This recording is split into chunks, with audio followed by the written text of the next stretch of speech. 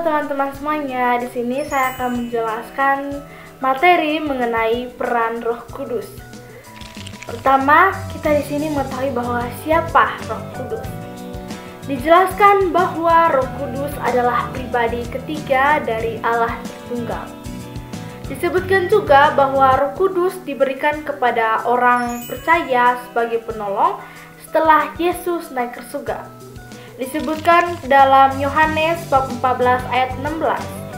Lalu yang ketiga ada peran Roh Kudus. Yang pertama, sebagai penolong dan juga penghibur. Roh Kudus itu selalu hadir untuk menolong dan juga menguatkan ya teman-teman. Yang kedua, membimbing.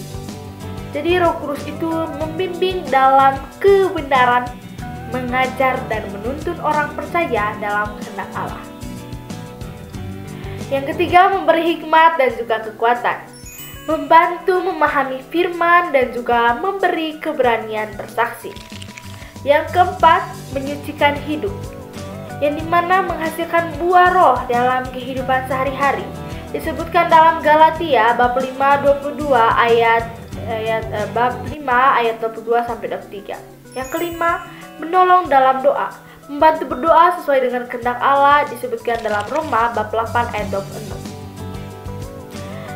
Lalu di sini bahwa Yunani memiliki arti penolong, penghibur, pembela, atau pendamping. Ini menunjukkan bahwa Roh Kudus selalu menyertai dan juga menolong umat Tuhan dalam segala situasi. Yang berikut bentuk pertolongan Roh Kudus. Yang pertama, dia itu menghibur dalam kesedihan. Dalam Yohanes bab 14 ayat 26, memberi ketenangan di tengah masalah, atau dituliskan juga dalam Filipi bab 4 ayat 7. Yang berikut, menguatkan saat menghadapi percobaan, tertulis dalam 1 Korintus bab 10 ayat 13.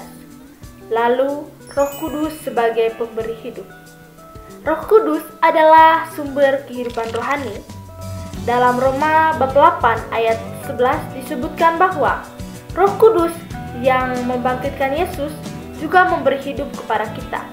Itu berarti bahwa Roh Kudus menghidupkan kembali roh manusia yang mati karena dosa, disebutkan dan dituliskan dalam Efesus bab 2 ayat 1 sampai 5.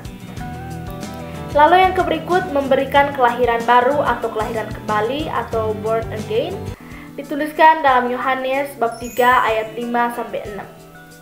Lalu yang berikut, memampukan orang percaya hidup dalam kekudusan. Yang ketiga ada Roh Kudus sebagai pengudus. Jadi teman-teman, Roh Kudus itu bekerja dalam proses pengudusan atau orang percaya. Ini berarti membersihkan hati dan pikiran dari dosa. 2 Tesalonika bab 2 ayat 13. Membantu kita hidup sesuai dengan kehendak Allah, tertulis dalam Galatia bab 5 ayat 16 sampai 17. Membangun karakter yang serupa dengan Kristus, tertulis dalam Galatia bab 5 ayat 22 sampai 23. Lalu, buah Roh Kudus yang harus dimiliki orang percaya adalah kasih, sukacita, damai sejahtera, kesabaran, kemurahan, kebaikan, kesetiaan, kelemah lembutan, dan penguasaan diri. Tertulis dalam Galatia bab 5 ayat 22 sampai 23. Lalu yang berikut, Roh Kudus sebagai pembimbing dan pemberi hikmat.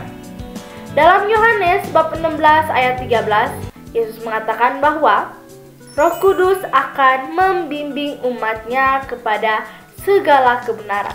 Roh Kudus bekerja dengan cara sebagai berikut. Yang pertama, memberi pengertian terhadap firman Tuhan. Tertulis dalam 1 Korintus bab 2 ayat 10 sampai 12. Menunjukkan jalan yang benar dalam hidup, tertulis dalam Yesaya bab 30 ayat 21. Mengingatkan akan ajaran Kristus Yesus tertulis dalam Yohanes bab 14 ayat 26. Memberikan hikmat dalam mengambil keputusan, tertulis dalam Yakobus bab 1 ayat 5. Lalu yang berikut itu ada Roh Kudus sebagai sumber kekuatan dalam pelayanan. Sebelum Yesus naik ke surga, ia berjanji kepada murid-muridnya bahwa mereka akan menerima kuasa dari Roh Kudus. Tertulis dalam Kisah Para Rasul bab 1 ayat 8. Kekuatan ini meliputi yang pertama, kuasa untuk memberitakan Injil dengan keberanian. Tertulis dalam Kisah Para Rasul bab 4 ayat 31. Menyertai dengan tanda-tanda mujizat, tertulis dalam Markus bab 16 ayat 17 sampai 18. Memberikan karunia roh untuk membangun jemaat, tertulis dalam 1 Korintus bab 12 ayat 4 sampai 11. Karunia-karunia Roh Kudus. Menurut 1 Korintus bab 12 ayat 8 sampai 10, Roh Kudus memberi karunia khusus seperti karunia hikmat, lalu karunia pengetahuan, karunia iman, dan juga karunia penyembuhan. Oke teman-teman, itu saja pembahasan dari saya mengenai peran Roh Kudus. Apabila ada pembahasan dari saya yang salah, saya mohon maaf, dan juga apabila pembahasan dari saya kurang dimengerti oleh teman-teman, saya juga mohon maaf. Terima kasih karena sudah menonton video saya.